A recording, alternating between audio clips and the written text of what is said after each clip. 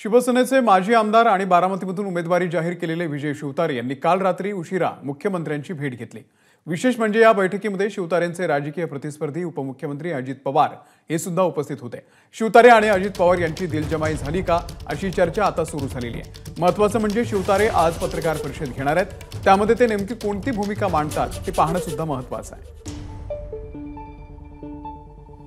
अमेय राणे आपले प्रतिनिधी या संदर्भातले अपडेट देतील। अमेय, अमोल, नक्कीच ही एक महत्त्वाची बैठक होती आणि राज्यात सध्या जे राजकीय गणित किंवा परिस्थिती निर्माण झाली आणि खास करून विजय शिवतारे यांनी जी भूमिका घेत अजित पवारांविरोधात थेट उभं बंड पुकारलं होतं आणि त्यांनी अतिशय खालच्या पातळीवर जाऊन सुद्धा अजितदादांविरोधात जी टीका केली होती, त्यानंतर मुख्यमंत्री आणि दोन्ही उपमुख्यमंत्री ज्यात अजित पवारांचा सुद्धा समावेश होता यांची समोरासमोर जर बैठक पार पडली असेल आणि जसं शिंदे गटाकडनं दावा केला जातोय की ही चर्चा सकारात्मक झाली असून शिवतारेंच्या मनातील सर्व प्रश्नांवर आम्ही उत्तरं दिलेत आणि त्यांची समजूत घातली आहे, तर खरोखर शिवतारेंची समजूत घातली गेली आहे का आणि शिवतारे समाधानी आहेत का हे आजच्या पत्रकार परिषदेनंतर स्पष्ट होईल। कारण की कशा पद्धतीनं शिवतारे या भूमिकेनंतर आपली भूमिका मांडतायत आणि आगामी लोकसभा निवडणुकीच्या दृष्टीनं त्यांनी आता काय नेमका विचार केलाय किंवा काय रणनीती आहे त्यांची हे सुद्धा स्पष्ट होईल आणि आजच्या पत्रकार परिषदेनंतर खरोखर शिवतारे यांचं बंड शमलंय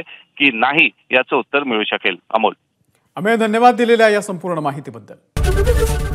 एबीपी माझा, उघडा डोळे बघा नीट।